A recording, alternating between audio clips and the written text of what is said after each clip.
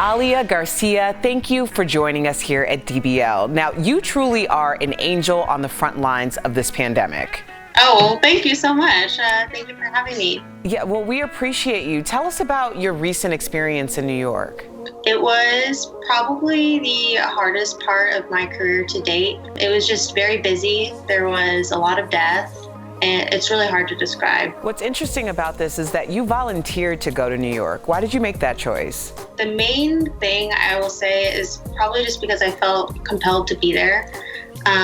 I've worked in pretty high pressure situations before, busy trauma 1 centers, so I knew that I worked well under pressure, and I just felt that I had the skills to be successful there and to just lend a helping hand. And I felt like if I didn't go, I would definitely regret it. Well, speaking of your experience in high pressure situations, you're working in Arizona now, which has a record number of hospitalizations and the fastest growing case rate in the U.S.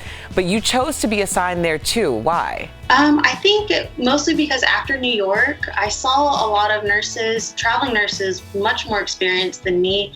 They were breaking down regularly in the hallways. I don't think anyone goes into nursing expecting to work in that kind of environment, being pushed past your limits. Not only that, but having to stretch the minimal resources that you have, things in nursing that I've never seen before. And after surviving New York and still having kind of a positive attitude about everything, still having that same passion I do for nursing, I knew that I could go to Arizona and hopefully bring that positive and team-oriented work environment with me. So what differences are you seeing between New York and Arizona right now? You know, it's very unfortunate to say, but I'm actually seeing a lot more similarities than differences at this point. Now, even just in a few weeks' time, we are running out of vents, low on vents. We're running low on medication. We're running low on resources. We're reusing PPE. The resources are overstretched, and if it continues on this trajectory,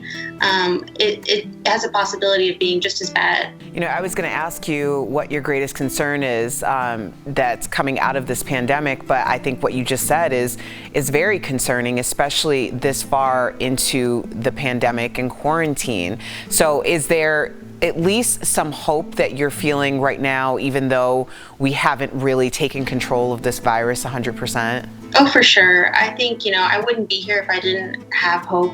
I think the main difference is that, even though this disease is unpredictable and there's still a lot of unknowns from what we have seen from the disease, we are able to trend some things. We're able to rule out what sort of works, what kind of doesn't. We're able to create some patterns. Our providers are hopefully a little bit more confident with more and more research that's coming out every day. Hopefully people are taking the social distancing seriously and continuing to wear face masks in public places, so it hopefully slows the rate, especially in areas that are already overburdened. Alia, we just want to thank you so much for spending your precious time with us here on DBL. We consider you a hero, and we are wishing you all the strength and health as you continue to help fight this pandemic. You are so important in this world. Thank you. Oh, I appreciate that so much. Thank you.